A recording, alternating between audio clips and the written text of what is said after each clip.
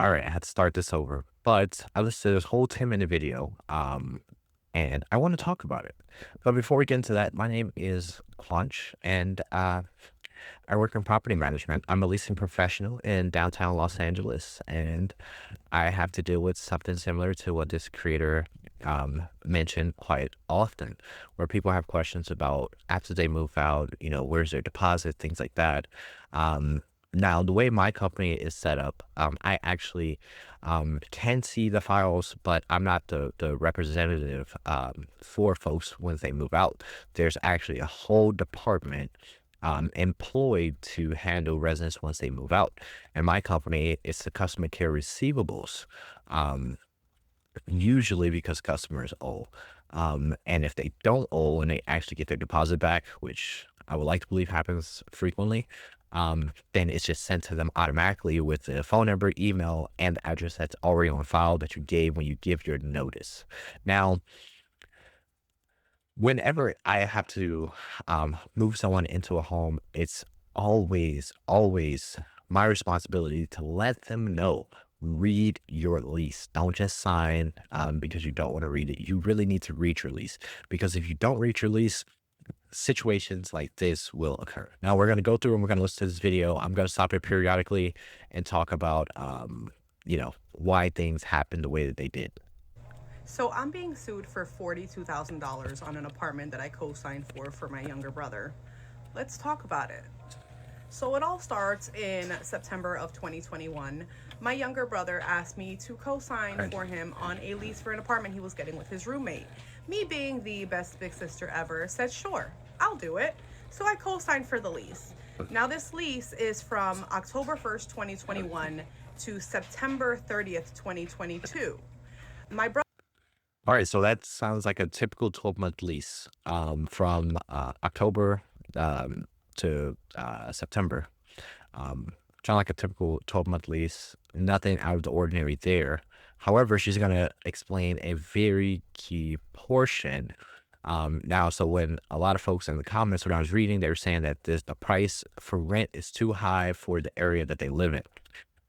Mind you, I live in downtown LA, and she made a comment at the end of the video about murder and urine. They live on corner of murder and urine. I thought that was pretty funny because in downtown LA, there's actual human feces and urine all over the place. But nevertheless, we're gonna continue to watch this video. My brother moved out of that apartment March 2023. So this is after the lease expired. So at this point, they were no longer on an annual lease, it was a month to month lease. So the entire time. Now, yes, what she said is absolutely true, but it's very important to be mindful that just because it's no longer that annual lease, it's just not the original lease that you signed for originally. That lease has already come to its expiration date. However, most leases, especially from what I'm used to, have a clause that says, well, if you don't give notice and you don't renew for whatever period of time, then you automatically go to a month to month. Now, I'll look because I'm going to show you my lease later. This is an old lease that I signed, so I don't live at this current place anymore. But I'm going to show you this old lease that I signed, and it's going to show you where it says this is the duration of your lease. However, if you don't give notice, it automatically goes month to month, and the notice has to be 30 days in writing. I'll show you all that later. Don't worry. Time my brother was in that apartment, they paid the rent every single month. How do I know that for sure? I have receipts. Back in November, this past November 2024, I got a paper from a lawyer stating that they were going to proceed through court for $42,000 for back rent, or I guess for a balance on that apartment. And I'm like, what apartment is this? I had no idea what the heck they were talking about because I've never lived at that location a day in my life. Lo and behold, it turned out to be the apartment I co-signed for my brother. So I emailed them asking them to provide me with all documentation as to where they got that balance from, because I remember my brother always telling me that, they paid the rent, they left on good terms. No idea what happened there. I never heard back from them. Like, All right. So before we continue, this part is very crucial. Take what people say with a grain of salt, that they left on good terms, that they did this, they did that. I know a lot of times when I see reviews, it could be very well the case of their experience of what they've had, but then there might have been some misinterpretation, or it could be very exaggerated. So when your brother, in this instance, tell you that he left on good terms, given what you're going to say a little bit later, you will see that he didn't follow the lease, so he technically did not leave on good terms. He may have been a good resident, he may have paid rent, but he didn't leave on good terms because he didn't satisfy what the lease was saying that he needs to satisfy. at all. So after I sent that email back in November 7th, never heard back, never received anything through the mail, nothing through email. And I just figured, okay, they forgot about it. I kind of forgot about it. You know, the holidays were around the corner. So stuff happens, totally like just slipped my mind. Let's go to this past Friday. I'm working here at home and all of a sudden the doorbell rings. Now, we're not in the 90s. Nobody rings the doorbell. People call before they show up here. So I was just, my flabbers were gaslit as to who the heck is at my front door right now. Turns out it was a process server serving me with a lawsuit. Now, mind you, she's going to go into details about this in a little bit, but if you have a process server serving you with any type of suit, especially if it comes to housing, that's evictions. That's pretty much evictions. Um, and she's going to explain a little bit later why, but that's going to count as an eviction, and that those funds are going to be in your account, um, or it's going to be in your collections. It's going to show up. So if you're ever looking for an apartment or another house, and your brother is looking for an apartment or a house, or his friend, it's going to show up. And if you're looking for a house and you look for a mortgage, more than likely, it's a high chance, like 90+%, that you won't get that mortgage because of this evictions. So he serves me with some paperwork that I have, pretty much suing me for 42,000 whatever dollars. And I'm just like, what the heck? I requested information. I was disputing this, but I never heard back. How would they even proceed with that filing anything? All right, so I'm just gonna stop it right there really quickly. That is actually a pet peeve of mine as well, because I've noticed that when people ask information from management companies and attorneys or whatever the case may be, usually you don't get that information that you requested. I personally have seen folks who requested information, and I sent them from my company the customer care receivables, um, and it takes them months to get back to them. However, that does not stop the legal process, which sucks. I do wish there's a more streamlined way to handle folks who've moved out or who ended their obligation, whatever the case may be. So that way there's not this whole long drawn out process of waiting to hear back from someone. If they haven't even gotten back to me. So what did I do? I called them. This lovely attorney's office. I spoke with a young lady who was very sweet, I'm not gonna lie to you. And I tell her, hey, I was sued. I was served with a lawsuit today, but you guys never got back to my email asking for documentation in regards to where that balance came from. She claims that they mailed me the documents on November 7th. Now remember, November 7th is the day I emailed them. And I emailed them in the afternoon. So I mean, it can happen. Obviously, it's obviously possible, but they said that they mailed it. Sorry, regular mailed it that same day. I didn't receive any mail here. So I asked her, did you send it certified, signature required, anything that proves that it was received? No, it was just sent through regular mail. Okay. Well, I never received that. Now, because I've, listened to this so many times, I think if there's anything that has to do with a law process, you definitely should have something that gives you sent and received receipts. So if you're sending stuff to USPS, especially certified mail, someone has to sign for it. Lets them know that that mail has been picked up and it's not just queuing around in the mailing backlog system, whatever the case may be. I agree with her there. And I would, I was trying to dispute that because where the hell did you get $42,000 from? So the lady tells me, okay, cool, I'm gonna email you whatever we mailed you, which I have here. She sent me basically a copy of their lease, which I already knew what date to what date it was from. And she sent me a ledger showing all of the rent that they paid throughout their year and change at that apartment. They left March of 2023. They paid March of 2023's rent. Now, one thing to note here, they didn't leave the apartment because they wanted to. Because they didn't want to renew an annual lease, the management company basically told them, well, we don't want to have you month to month, so you're going to have to find somewhere else to go. All right, so right there, that's speculation because you said basically, which means that it's not a definitive thing. It's pretty much based on what you interpreted that someone has told to you. More than likely, your brother told that to you, and so your brother is saying that they left because of that reason. Um, while I can't really dispute that, because these are just my interpretations of what you're saying. Um, However, they did not satisfy the lease. The lease says they have to give 30-day written notice more than likely. It's written notice, but they have to give at least 30-day notice. If they haven't done that, then they have not satisfied the lease, which is where this charge may come from.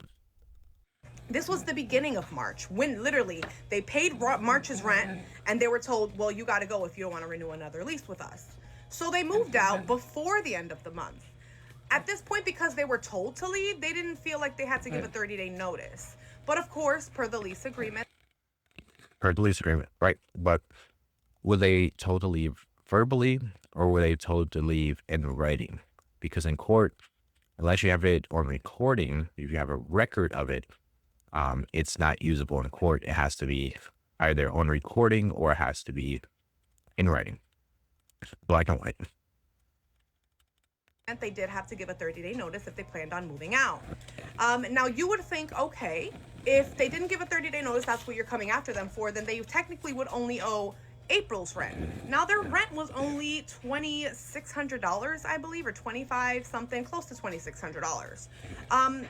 It says here lease balance. April rent charge, tenant did not get 30-day notice. Balance amount $41,076. Now, you have a point. I've seen the paper. We're going to see it in a bit, but they didn't give notice. Okay. So did they turn in keys to someone in the office? If so, that office should have given some sort of like key receipt. Um, Essentially, whenever you're doing business with any type of management company, whatever the case may be, you always want receipts. You always want it in writing because these things happen. Um, this needs to be in writing, that, hey, I turned in keys on this day. So then if that is the case, then they only get charged for one additional month, 30 days, because they're already month to month. But if they never turn in keys to anyone, they never relinquish keys to anyone, and say, for example, they never told anyone they were moving out or whatever the case may be, it was all just assumed, then that doesn't really hold up in court. Last time I checked, I've never seen an apartment unless like you're Elon Musk or something. An apartment for $41,000 for 1 month rent. Now remember, this lease expired October 1st, or I guess end of September 2022. That lease expiring doesn't really matter because we already established that it's month to month at this case or in this point.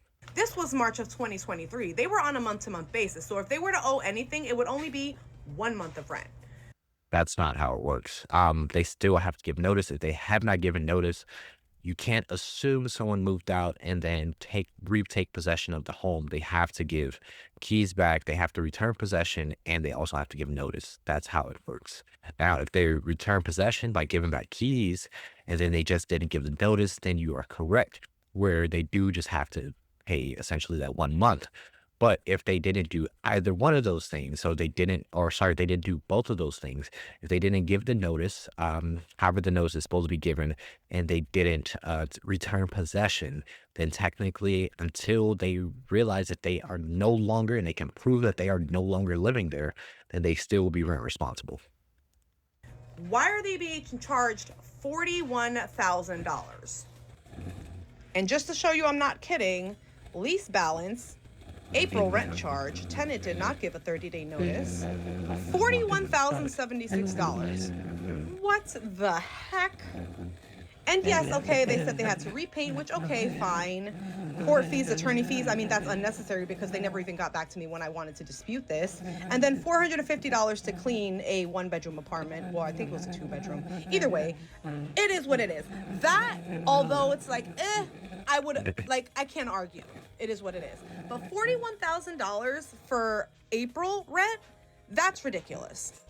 So what did I do? I called that lawyer's office back and I said, hey, can you provide me with an itemized breakdown as to where you guys arrived to that amount of $41,000 for April rent? Oh, we only have what we emailed you. Okay. So who can I contact to get that itemized breakdown?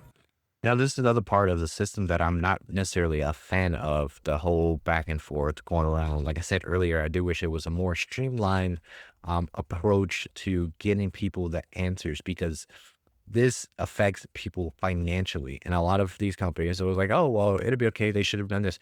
No, no, no. You should be able to prove and provide them with the information needed.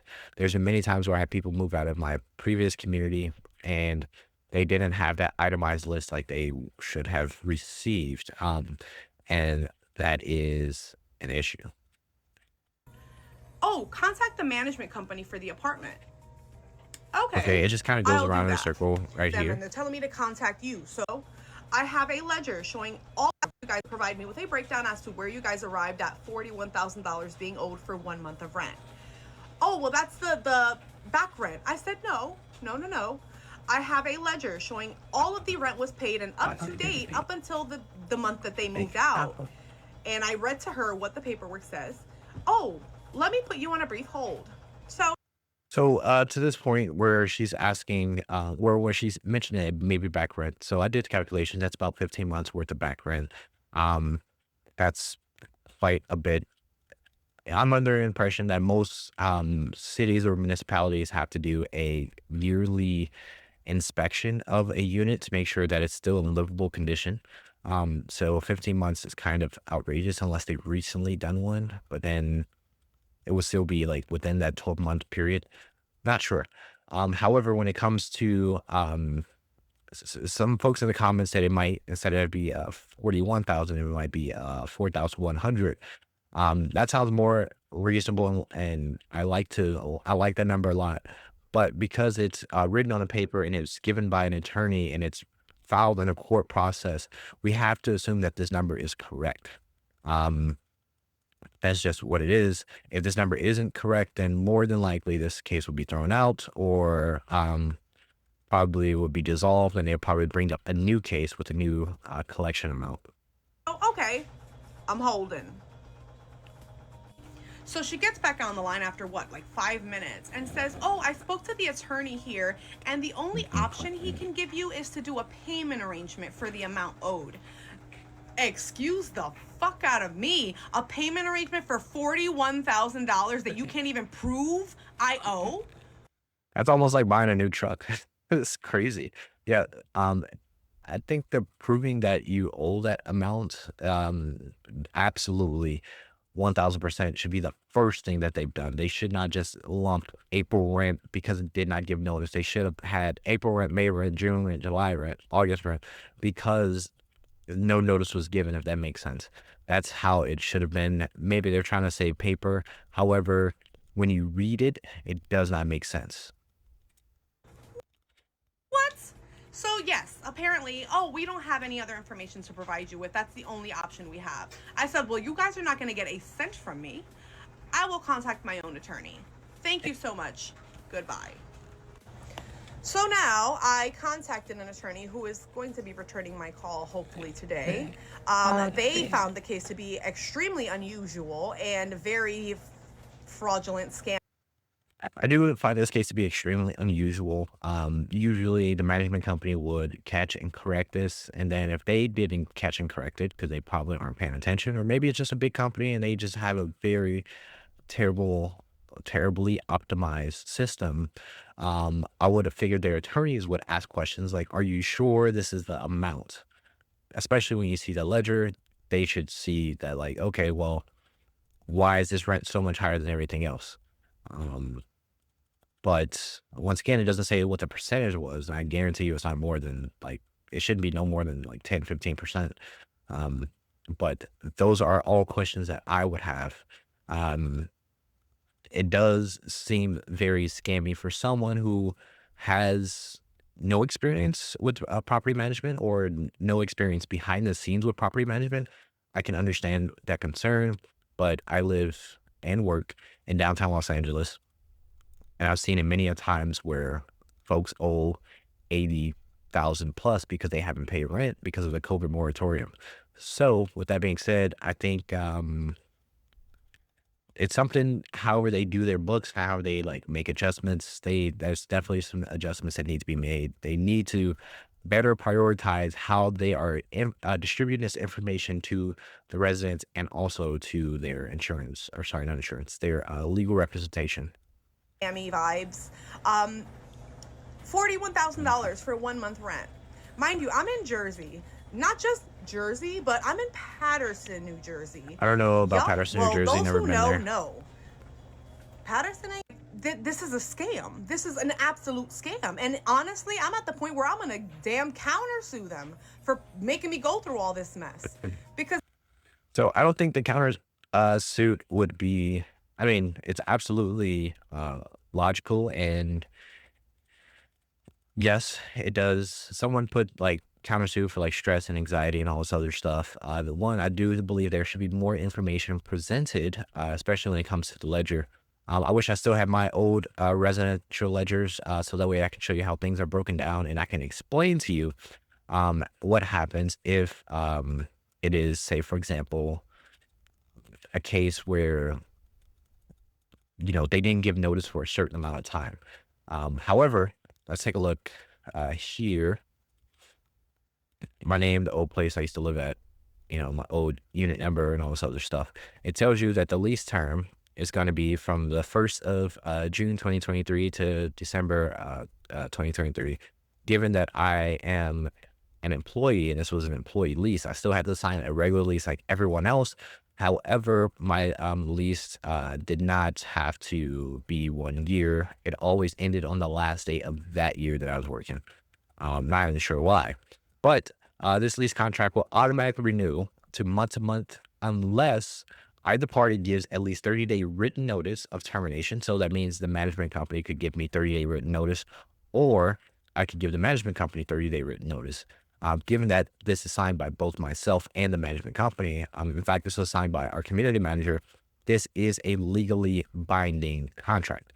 Um, Okay, and then it tells you how to give that written notice. Intend to move out as required by paragraph 45 on move out notice, or 3 if subject to I don't know which act that is. There's so many different acts. It's crazy.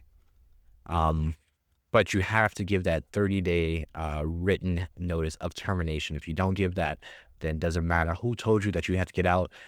You are still going to be responsible for those 30 days. And that's just how this works. Oh yeah, you can also take a look at my rent charge, which was outrageous for a 1 bedroom.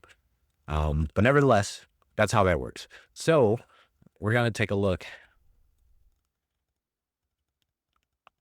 Let's see what else you So I said. kind of want to just respond to what this person said about month to month prices being able to change. I did think of that when I first got hit with that amount, and I was just, what the hell? I did look into, because New Jersey technically doesn't have laws that govern rent increases, but my specific town does have an ordinance that regulates rent increases. So in Patterson, the maximum rent increase is 5%, or I Okay. believe it's 3.5% for tenants that are like 65 or older, or disabled tenants. But for my town, the most they can increase the rent is 5%. Okay. And let's be honest, 25, 2600, 41,000, that's well Yeah. over 5%. Still haven't heard back from the lawyer. As soon as I do hear back, I will post a part 2 or an update video letting you guys know what we spoke about or what's going to happen. I do appreciate all the comments with the advice and everything. It really does help. And I'm literally jotting things down so that I can talk to the lawyer about. But yeah, I just wanted to respond to that really quick, only because, like I said, I did look into that in the beginning because that definitely crossed my mind. So once again, month to month, 5%, cool, but that's also not, is that 2,600 going to be before, the month to month fee? So was that their original base rent when they first signed the lease and then it go up 5% from there? Or was that the 5% increase already? That question wasn't answered. Um, and then also it doesn't tell you when they turned in keys or whatever the case may be. 'Cause you do have to give back possession of that home. All right.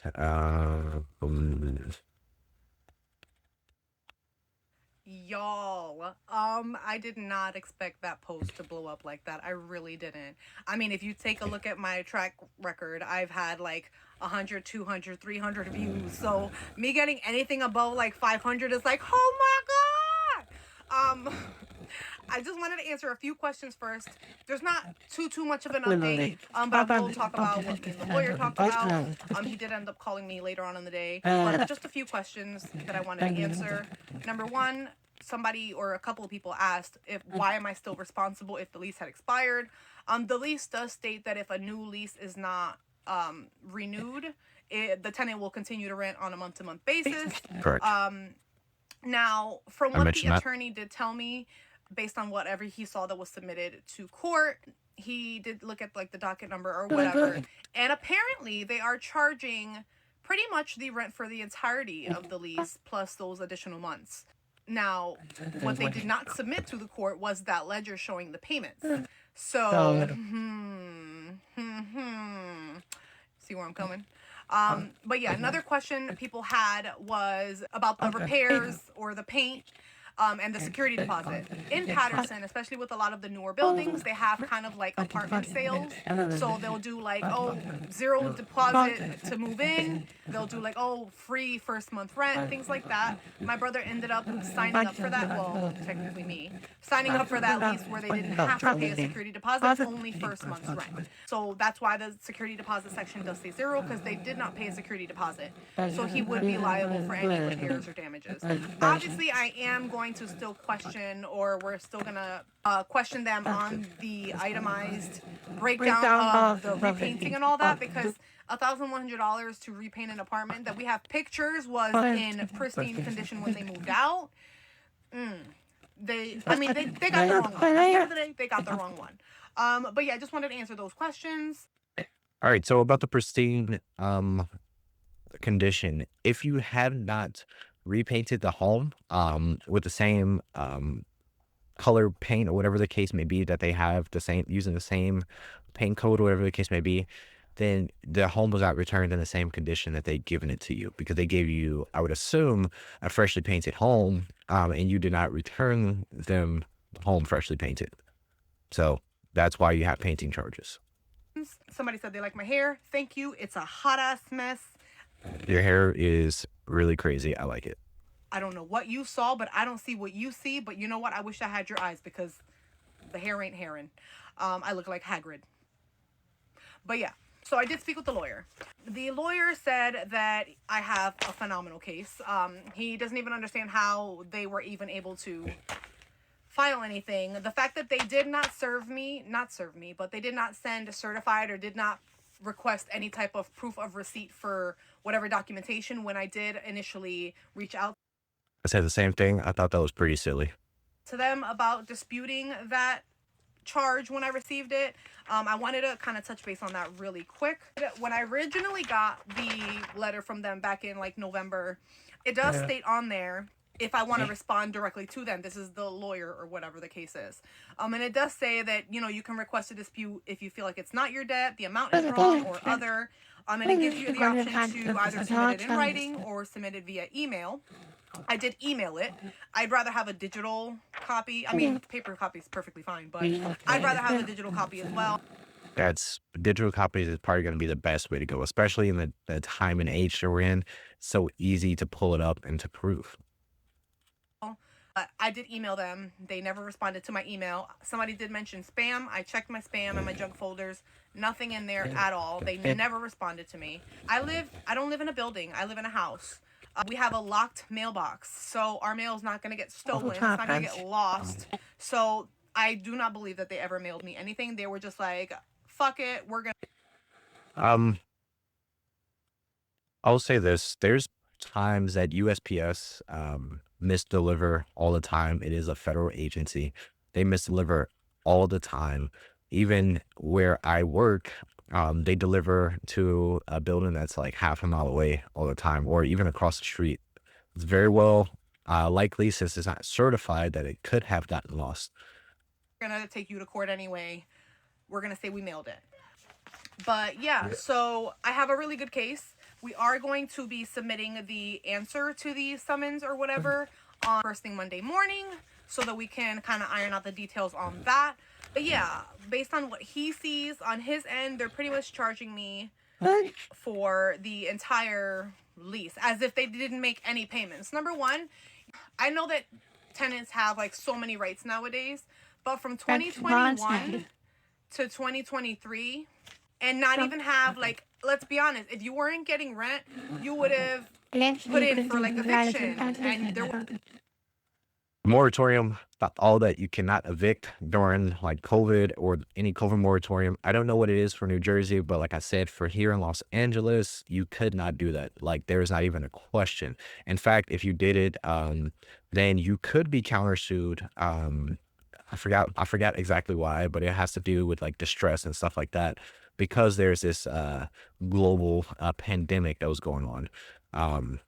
So yeah, you could not send someone to evictions. In fact, here in Los Angeles, not until about, I believe, like a year and a half ago, they started sending people to evictions, or started to, yeah, to evictions through like the legal process for failure to pay. But it wasn't for the amount that was due during the moratorium. It was for the amount due after the moratorium was lifted. would have been court trail, like documents about going to court for that. Nothing like that was ever done. Also, his roommate is listed on the lawsuit as well. So it's my name and the roommate's name. But yeah, so we're So it should also be your brother's name as well. That's something that's very interesting. If your brother's not listed on the lease, or it depends. So it should be everyone who's listed on the lease and all occupants. That's at least how I've seen it come in. Especially when they do evictions. It would say this person, this person, this person, and all occupants, or it would say the primary leaseholder and all occupants. we're going to be submitting the answer this Monday to the court, and we're just going to dispute the whole thing. Like, absolutely not. We have proof, have receipts. They have to provide proof as well, which they're failing to do so because, again, they sent me a ledger showing the payments. But that ledger was not submitted to the court when they submitted all whatever documentation. So make that make sense. I mean, the plot is just thickening at this point because it's like, what the hell? So yeah, again, I will keep you guys posted on Monday once we file everything and kind of go from there. We have a very strong case. This is absolute bullcrap. And again, I just think about all the people that don't really know any better because let's be honest, where I live, it's a lot of Hispanics that don't really speak much English, or just people that don't really know any better or know their rights or know how things are supposed to go. So it's like, I could just imagine all the people that are stuck in these payment arrangements or with judgments having their wages garnished, having, their bank accounts wiped clean because they don't know what that's about. You know what I mean? It's just, it makes me so enraged that people think that they can get away with this, but they truly, truly, truly got the wrong one this time. I love that. I mean, you should absolutely know exactly what's going on with your own financial situation. You should know what's going on with any lease contract, whatever it may be. There are things that I think, like I said, because there is no mention of a move out date, I really have to see the whole entire document because it should have a move out date or a date when it's expected, the home to be vacant. Because if it doesn't have that, then that's another thing. I'm actually gonna reach out to this person and see if I can talk to her personally about things that's going on, because I think there's a lot of things that's not being mentioned. As someone who works in this field, I deal with this stuff kind of on a daily basis, so to speak. Um, Nothing this crazy where it has that much of an amount. It's usually like $500 or $600 being withheld from a security deposit, stuff like that. But I definitely want to reach out to this person and talk to her. There are some folks who are talking about countersuit in the comments. Yeah, talking about general wear and tear, so no charge, and all this other stuff. That's not necessarily true. You have to read the lease. The way my lease is written out is that the home has to be returned in the way that it was given. So that means if the home was given with no random mount holes in the wall, then that's how it has to be returned. If the if, say, for example, one of the lights, is not working, then I have to replace the light bulb. Now they don't go that deep. That's something that costs them like maybe like $1 or something. But for example, painting is very expensive. I'm not sure if you ever bought paint before, but I bought like 3 gallons of paint one time. It cost me like $75. I don't know. Maybe I got ripped off. I'm not sure. I went to Home Depot. Um, but painting is very expensive, and for the actual paint code. Um, for this, I never actually seen any place that doesn't have you put down a security deposit. Maybe because I live in Los Angeles and there's a lot going on in Los Angeles. There's so many rent protections and tenant protections, resident protections. But yeah, there's a lot of questions that are not being asked here, and these are questions that I would love to talk to her about, and then maybe she can give me some answers, and I give you guys an update, a more, I guess, evolved update. I think she's very knowledgeable, but there's questions that she's not, or there's things that she's not mentioning, that could very well go against her in her court case. Now, of course, she has an attorney. The attorney said it's a phenomenal case. They're always going to say that because they're looking to get paid regardless. However, I do believe that the management company, for the ledger that they sent, or sorry, for the ledger that the attorney sent, who represents the management company, that has that April rent as $41,000, is kind of crazy. What's important, like I said, is to look at the move out date. That's the key right there. So if they said that the keys were turned in and they moved them out of the system or whatever on March of 2023 when they returned keys, then yes, absolutely fraudulent, scammy, a gripe for money. However, that's not the case. If they moved out a year or a year and a half later, or they moved them out the system a year and a half later, then there's further questions that need to be answered or asked, I should say, about like, okay, so why did it take you so long to realize that these people are not paying rent? Is there still a rent moratorium going on? This, that, and the other. There's so much that this particular question, or this particular situation, there's questions that need to be asked. It's not a just open and shut thing like a lot of folks in the comments think that it is. Um, but yes, I think this company should be doing better when it comes to documenting. Other than that, let's see. Preparing for my day for it. Oh, that's part three. Hey y'all, I am so sorry for taking so long to update you. I did have to rush home to start work. I do work until 7:30, then there's dinner and getting everything ready for the next day, so I do apologize. Let's just get right into it. I'm not trying to have another 10-minute video because some of y'all said I talk too much. I do. So you can keep scrolling if you don't like it. You can press a little 2x speed here. Do what you gotta do, boo-boo. Do what you gotta do. Before getting into it, can we just ignore this gigantic hole in my ceiling? I do have a 9-year-old. He is a goddamn monster, so let's just pretend that ain't there, okay? Cool, thanks. I'm gonna just get right into it. The lawyer did submit the answer to the summons. Well, we did that today, this morning. At this point, we just have to wait for a court date. There's not really much else I can do. That's really the only update there is. We're just waiting for a court date. Main thing that everybody was asking was, my brother also sued? No. Only myself and the roommate are on the lease. I did co-sign, but for whatever reason, my brother is not on that lease, so he was not sued. My brother is, however, a very responsible young man, which is why I really don't regret co-signing for him. I know some of y'all said, I wouldn't co-sign for Jesus. Okay, that's between you and Jesus, boo-boo. It is what it is. Would I co-sign for anybody else? Absolutely not. I would not hesitate to go side for my brother though, because he is a very responsible young man, and he is my heart. I love him to death. So there's that. Some people asked, why am I responsible or why am I liable if the lease expired? So I'm not sure if you saw from my last video, they are suing for, I guess, the entirety of the lease. They're claiming that no rent was paid. My brother, as I mentioned, is a responsible young man, so we do have. Okay, we need to stop there. That's not what they're claiming. You need to be very specific of what they're claiming. They're claiming that $41,000 of rent has not been paid, but don't say that no rent has been paid for the entirety of the lease. That's not what they said. They said that $41,000 was due.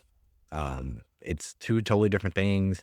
I know some people say potato, potato, but trust me, it's two totally different things. So we do have all the proof of payments that were made, as well as photographic evidence prior to moving in as well as after moving out, showing that the apartment was in pristine condition, time-stamped photos. So we are covered with that. I'm not really too concerned. Some people asked about why the 30-day notice had to be given if the tenants were asked to leave. The lease does state that in any case, a 30-day notice must be given from the tenant if they decide to vacate. They did not. I mean, they told them they were leaving, but there was no written notice, so there is that. People asked about the deposit. Why wasn't the painting or whatever taken out of security deposit? There was no security deposit. I did go over that in my last semi-update video. There was no security deposit because they kind of got the apartment on like a sale. There was no security deposit. They just had to pay the first month's rent and then the rent moving forward, but there was no security deposit. The lease does state if the tenant vacates within 3 years, tenant shall restore the apartment to condition at time of commencement of the lease and shall be obligated to paint the unit, or landlord may apply the security deposit. There was none. So that's my point. I mentioned this earlier actually, and you mentioned about having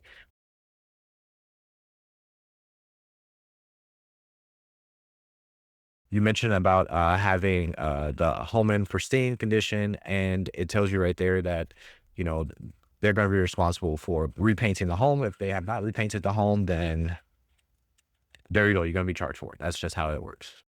To restore the apartment with a minimum fee of $250 per room. That is in the lease. However, again, we have photographic evidence that the apartment was in pristine condition, so I just don't see how $1,100 to repaint an apartment is justifiable at all. Or if it for $450 to clean the apartment, again, I don't see how that's justified. If you have any other questions, let me know. I really wasn't trying to make this a super long video because there really isn't much to say and I'm just not trying to drag it out. Please believe me when I say wholeheartedly, I did not think this video would blow up. I legit was just frustrated with what I was going through, decided to do a story time, and then boom, everybody knows. So there's not really much else to say. A lot of people asked. I love it. Let's see. Is there another update? All right. To continue with the video, yes, it's a different day. Don't have the same hoodie on. I know that, right? So continue with the video. I think there's two lessons to be learned from here. One is to read that lease. Secondly, if you're going to co-sign for someone, please make sure that you read the lease and that you are completely aware and you have receipts. Something that she mentioned is that they took photos before and they also took photos after. Now, I'm going to tell you why the pristine condition claim would not account to, not charging for painting.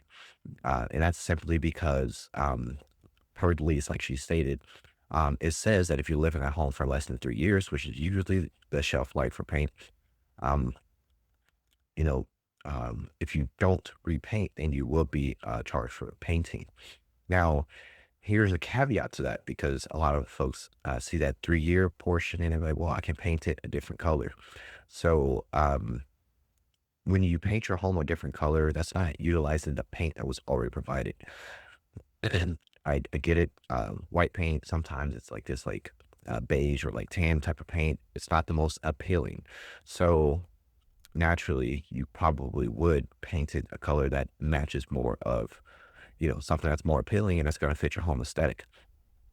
if you are to paint your home, um, that isn't the paint, you know, not um, like using its shelf life. If that makes sense. It's you decided to redecorate the home, and you would be responsible for getting the home painted back to that original color because you painted it a different color. If that made sense.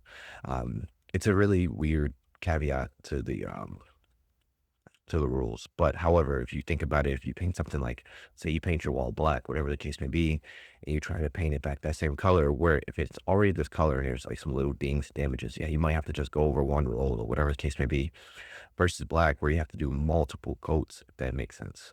Um, there are some things that some folks in the comments had mentioned that I absolutely agree with, and that is getting that itemized um, a list of expenses, especially if it's contractors, get those contractor invoices so that way you can see what was actually charged and make sure they're not adding charges on top of that, because that may very well be the case.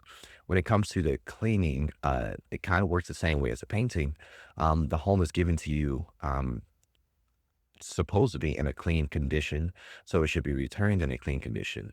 Now, only way they can tell if you actually thoroughly deep clean the home is if um, you can prove it. One, so if you don't have any like receipts or anything like that, then they don't consider the home like cleaned to the standards that they brought it.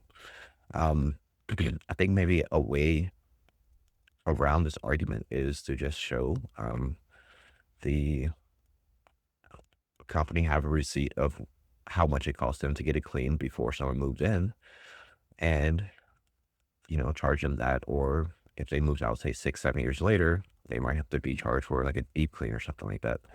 um anyway, that's just my own personal opinion, not saying that that's going to happen or that that does happen. But cleaning and painting are two things you're usually always going to be charged for. That's what folks don't understand. Some advice that I have for anyone who's looking for an apartment: you should, one, ask these questions. You should know, what are you being charged for? How should the home be returned? Will the company provide you the paint code, or will they provide you paint for that home? In the first community that I worked at, for whatever reason, they did want to provide the paint code. It was exclusive, so on and so forth. At least that's what they said. And they also didn't provide paint, so it was kind of hard where people were going to be charged for painting pretty much regardless. Um, Now, I have my own personal beliefs on why that happened, but we'll save that. Um, but you should have an understanding if they're going to give you the paint code, or you can ask for the paint code before you move in. So that way, if you are to move out, then you would have the paint code to repaint if you wanted to do it yourself. And then you can provide them with the receipts that you had it cleaned, professionally cleaned, and professionally painted. Now, it's important to understand the order that you do it. You want to have the home painted first and then cleaned. Because if it's clean first, then painted, and then they see like little paint droplets, whatever the case may be, they'll say the home was never cleaned, and they'll charge you for it cleaned anyway. So you're pretty much paying for it twice. It's just the way I've seen things unfold. Um, Other than that, if you all have any questions for me, please feel free to reach out to me. Like I said, I've been doing this for the last 3 years. When I first got into this industry, all this knowledge was pretty much thrown at me, and it was something that I learned from just listening in to understand, um, how things are done. These things are important for me to know, and you'll kind of see it in the video where I already knew how things were going to go before. You know, it was even mentioned. I only thought it was one part to it. I was actually gonna go look for another part because that video was uploaded about a month ago, so on and so forth.